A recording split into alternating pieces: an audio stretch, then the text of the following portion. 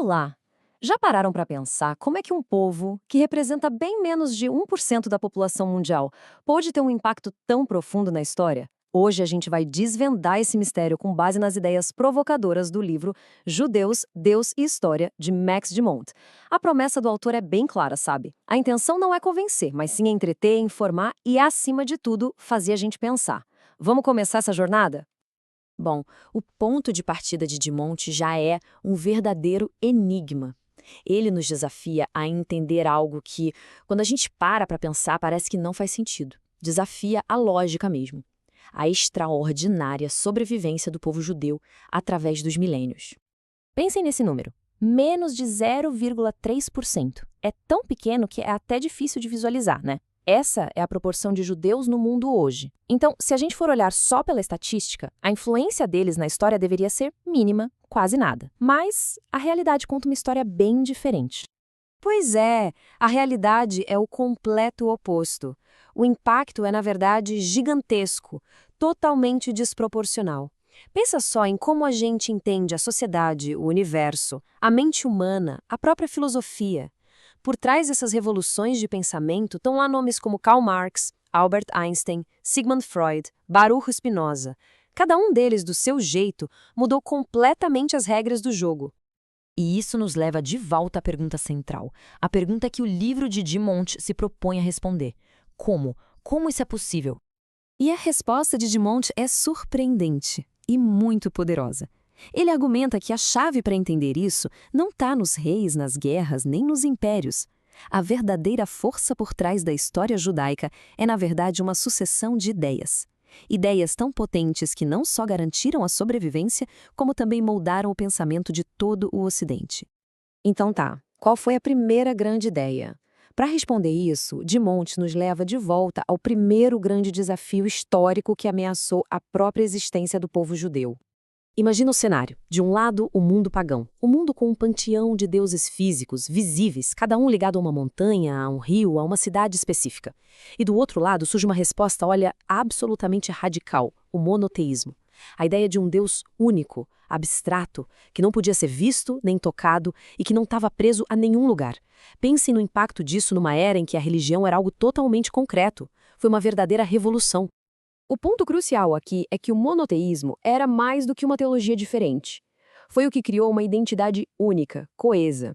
Num mar de politeísmo, essa crença num Deus invisível e universal se tornou o que os distinguia e, ao mesmo tempo, o que os unia. Não importava quem eram seus vizinhos ou quem estava no poder.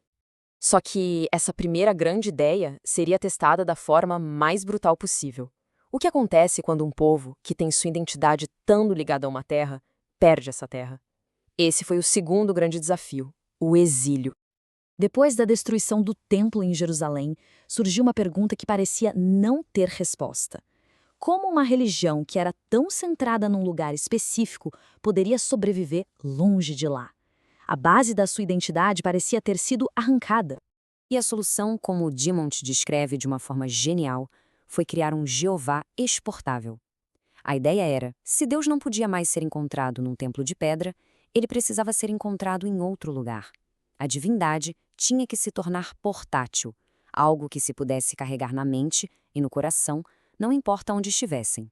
E essa ideia de uma religião portátil se tornou realidade de um jeito brilhante. Primeiro, o foco da vida religiosa saiu do lugar físico, o templo, e foi para o texto sagrado, a Torá. Depois, o Talmud foi desenvolvido, funcionando como um guia prático para a vida que podia ser aplicado em qualquer lugar no mundo. E por fim, as yeshivas criaram uma rede global de conhecimento, uma espécie de pátria intelectual que manteve a cultura unida, mesmo com o povo espalhado por aí. Isso nos traz para a Era Moderna, que, por sua vez, apresentou não um, mas dois desafios que eram opostos e aconteciam ao mesmo tempo. E aqui a história fica ainda mais complexa. Pela primeira vez, em muitas sociedades, os judeus tiveram a chance de se integrar, de se assimilar. Isso trouxe uma ameaça nova, o risco de perder a própria identidade. E, ao mesmo tempo, em outros lugares, o antissemitismo só piorava, trazendo a ameaça física da aniquilação. Era uma luta em duas frentes, uma pela alma, outra pelo corpo. Diante dessa ameaça dupla, Dimond sugere que uma pergunta muito antiga do Rabino Hillel ganhou um novo peso, um novo significado, se tornou um verdadeiro chamado para a ação, para a autodeterminação. A resposta para esse dilema moderno foi a terceira grande ideia, o sionismo. Mas olha, não era só um movimento político para criar um país. Foi uma revolução filosófica e até teológica. A ideia de esperar passivamente por um Messias que traria a redenção foi trocada pela ação humana. A responsabilidade pelo futuro e pela segurança saiu dos céus e veio para as mãos do próprio povo. Então, para a gente amarrar tudo isso, vamos voltar para a tese principal do livro. A perspectiva de Dimond é que a história judaica não é só uma série de acidentes e coincidências. Não. É a história de um projeto intelectual contínuo, uma sucessão de ideias super engenhosas projetadas com um propósito claro: garantir a sobrevivência e a relevância de um povo. No fim das contas, essa jornada de 4.000 anos do povo judeu, segundo Dimond, nos oferece uma lição universal.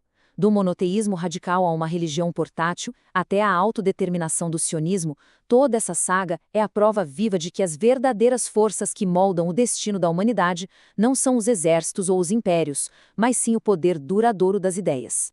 Isso nos deixa com uma pergunta para reflexão, uma pergunta que vai além dessa história específica.